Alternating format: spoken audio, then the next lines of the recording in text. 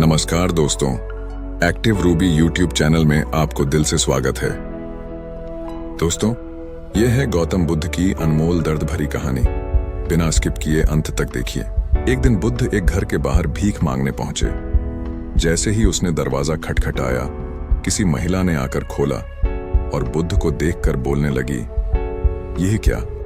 यह भिखारी सुबह कहां से आया? इतना बोलकर तुरंत दरवाजा बंद कर दिया और उस महिला का एक पड़ोसी दूर से इस तमाशे को देख रहा था। वह भी बुद्ध का विरोधी था। स्वाभाविक रूप से उसे यह देखकर कुछ ज्यादा ही मजा आता था, इसलिए उसने भी बोला, बहुत बढ़िया। अगले दिन बुद्ध ने फिर उसी दरवाजे पर दस्तक दी। इस बार बुद्ध को देखकर महिला फिर से गुस्सा हो गई और बुद्ध पर कचरा फेंक दिया। और उस महिला का वही पड़ोसी आज भी तमाशा देख रहा था। स्वाभाविक रूप से बुद्ध का ऐसा अपमान देखकर वह बहुत प्रसन्न हुआ। इतना ही नहीं, बुद्ध की हालत देखकर वह जोर जोर से हंसने लगा।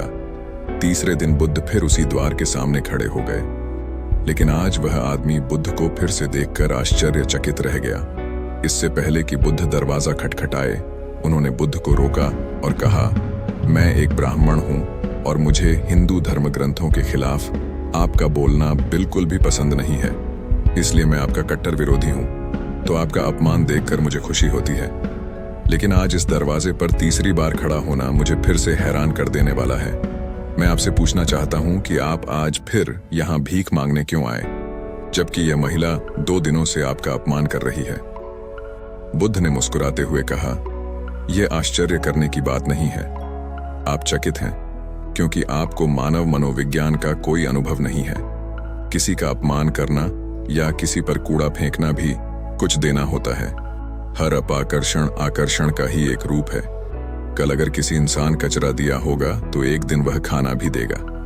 हालांकि वह व्यक्ति बुद्ध की इस बात से संतुष्ट नहीं था, फिर भी उसने मौन रहना जरूरी समझा। शायद वह यह सोच रहा होगा कि दरवाजा खटखटाओ, फिर देखते हैं।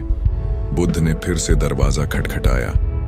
संयोग से उसी स्त्री ने आज फिर दरवाजा खोला और आज तो बुद्ध के सामने उसका क्रोध 7वें आसमान पर पहुंच गया और सही में उसे मारने के लिए हाथ में झाड़ू ले लिया।